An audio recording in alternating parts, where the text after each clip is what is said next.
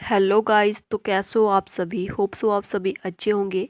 Welcome back to our new video. तो जैसा कि आपको पता है कि पिछली वीडियो में हमने शुंग और कण्व वंश के बारे में पढ़ा था। आज जो हम पढ़ेंगे वह है सातवाहन वंश। तो चलिए स्टार्ट करते हैं आज की हमारी वीडियो को। सातवाहन, देखिए, जब मौर्य साम्राज्य का पतन हुआ उसके पश्चात जो है दक्षिण भारत में सातवाहनों का उदय हुआ। सातवाहनों के उदय के संबंध में विभिन्न जो विद्वान हैं, जो इतिहासकार हैं, उन्होंने अनेक मत प्रस्तुत करे हैं। डॉक्टर नीलकंठ शास्त्री के अनुसार सातवाहनों का उदय 230 ईसा पूर्व में हुआ तथा इस वंश ने 4.5 शताब्दी तक शासन किया। उसके चरमोत्कर्ष काल में ये लोग समस्त दक्षिण भारत के स्वामी थे तथा संभवतः उत्तर भारत में मगध तक उनका साम्राज्य फैला हुआ था। वायु पुराण में इस वंश को आंध्र कहा गया है, परंतु अभिलेखों में इन्हें सातवाहन कहकर संबोधित किया गया है। इस वंश का जो संस्थापक था, जो पहला शासक था, वह था सिमुक, जिसने 60 ईसा पूर्व के आसपास स्वतंत्र राज्य की नींव रखी। इस शासक ने लगभग 23 वर्षों तक शासन किया। पद्मब्रह्म शास्त्री के अनुसार सिमुक को स्वतंत्र शासक माना जा सकता है क्योंकि इसके सिक्के हमें कोटलिंगम, जो कि हैदराबाद में है, के पास मिले हैं, जिनमें 7 सिक्के तांबे के हैं तथा एक सिक्का पोटीन का है। सिमुक के सिक्के एक सामंत शासक से ऊपर का दर्जा देते हैं क्योंकि नानागढ़ अभिलेख यानी कि नासिक अभिलेख में सिमुक को इस वंश का यानी कि सातवाहन वंश का संस्थापक कहा गया है। इसके पश्चात कृष्ण, जो नेक्स्ट हमारे पास शासक है वह है कृष्ण। कृष्ण जो है उसने लगभग 37 ईसा पूर्व के आसपास जो है शासन करना शुरू किया। कृष्ण के काल में सातवाहन वंश दक्षिण भारत में हैदराबाद, महाराष्ट्र तथा आंध्र प्रदेश तक शासन करता हुआ दिखाई देता है, जिसमें विंध्याचल इस राज्य की उत्तरी सीमा थी। कृष्ण सातवाहन वंश का प्रमुख शासक रहा है, परंतु पुराणों में कृष्ण को आंध्रभृत्य कहा गया है। इसके पश्चात है सतकर्णी। सतकर्णी ने 18 ईसा पूर्व में शासन करना शुरू किया। उसने या उसके विषय में पुराणों से पता चलता है कि आंध्रभृत्यों का साम्राज्य पतन की ओर जा रहा था क्योंकि अल्प आयु में ही उसकी मृत्यु हो गई। उसके 2 अल्पवयस्क पुत्रों के विवरण मिलते हैं, जिनमें शक्तिश्री तथा वेदश्री है।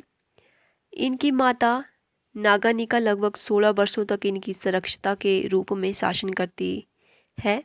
वेदश्री के बाद लगभग 100 वर्षों तक सातवाहन राज्य विलुप्त सा हो गया या दिखाई देता है, जिसमें इस वंश का 23वां शासक गौतमीपुत्र शतकर्णी सबसे महान शासक के रूप में दिखाई पड़ता है, जिसने 106 ईस्वी से 130 ईस्वी तक सातवाहन साम्राज्य की स्थापना की। उसे क्षत्रियों का नाश करने वाला, पल्लवों व यवनों का नाश करने वाला कहा जाता है। गौतमीपुत्र शतकर्णी ने शक शासक नहपाल को बुरी तरह पराजित किया था तथा उसकी राजधानी बिहुकुश से सारा धन छीन अपने अधीन कर लिया था। इस प्रकार गौतमीपुत्र शतकर्णी कृष्णा नदी तथा गोदावरी नदी के मध्य तक के प्रदेशों को अपने अधीन करता है। इसके अतिरिक्त दक्षिणी काठियावाड़, मालवा, कोंकण, बरार तथा नर्मदा नदी के दक्षिण का हिस्सा गौतमीपुत्र शतकर्णी के साम्राज्य का हिस्सा था। इसके पश्चात है वशिष्ठी पुत्र पुलमावी। गौतमीपुत्र शतकर्णी के बाद 130 ईस्वी में उसका पुत्र पुलमावी के नाम से सातवाहन की गद्दी पर बैठा, जिसने जो है 155 ईस्वी तक शासन किया। उसने आंध्र प्रदेश को जीतकर पैठन, औरंगाबाद, पूर्वी मालवा, सौराष्ट्र, सिंधु तथा उत्तर कोंकण के प्रदेश पूर्णतः अपने अधीन कर लिए और यहाँ की प्रशासनिक अर्थव्यवस्था सुचारू रूप से चलाने के लिए इन क्षेत्रों को प्रांतों में विभाजित किया तथा यहाँ पर अपने मंत्री स्थापित किए। इसके पश्चात यज्ञश्री शतकर्णी। सातवाहन वंश का अंतिम शासक यज्ञश्री शतकर्णी एक महान शासक के रूप में माना जाता है। वह एक शक्तिशाली शासक था। उसने 165 से 195 ईस्वी तक शासन किया। उसका भी शकों के साथ संघर्ष हुआ था। शकों ने जो राज्य सातवाहनों से छीने थे वो सभी प्रदेश जो है यज्ञश्री शतकर्णी ने वापस ले लिए थे, जिसका पता काठियावाड़ अभिलेख से चलता है। उसकी मुद्राएं गुजरात, काठियावाड़, पूर्वी पश्चिम मालवा, मध्य प्रदेश और आंध्र प्रदेश से मिली है। शकों की कला के आधार पर उसकी कुछ मुद्राएं चांदी में मिली है, जिससे यह ज्ञात होता है कि यज्ञदत्त शतकर्णी ने शक प्रदेशों को अपने अधीन कर लिया था। इन मुद्राओं पर मछली, जहाज और शंख के चित्र उकेरे गए थे। यज्ञश्री शतकर्णी के शासनकाल में सातवाहनों का व्यापार तथा वाणिज्य बहुत विकसित था। यज्ञश्री की मृत्यु के पश्चात सातवाहन वंश पतन की ओर अग्रसर हुआ।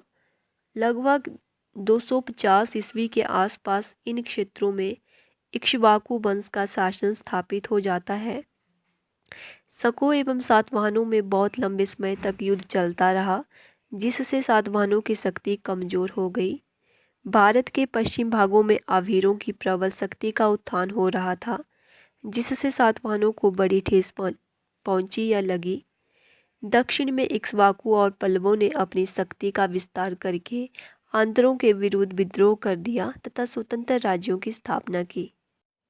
यज्ञश्री शतकर्णी के पश्चात जब केंद्र शक्तिहीन हो गया तो वह वंश अनेक उपशाखाओं में विभाजित हो गया, जिससे इसकी शक्ति कमजोर हो गई।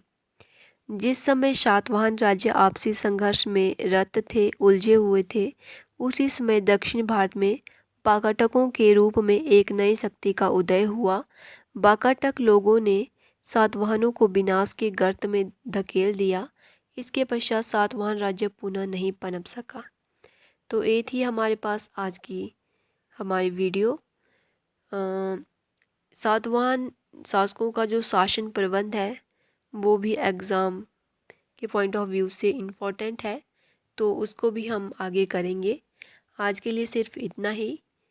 होप करती हूँ आपको वीडियो अच्छी लगी होगी। Thank you so much.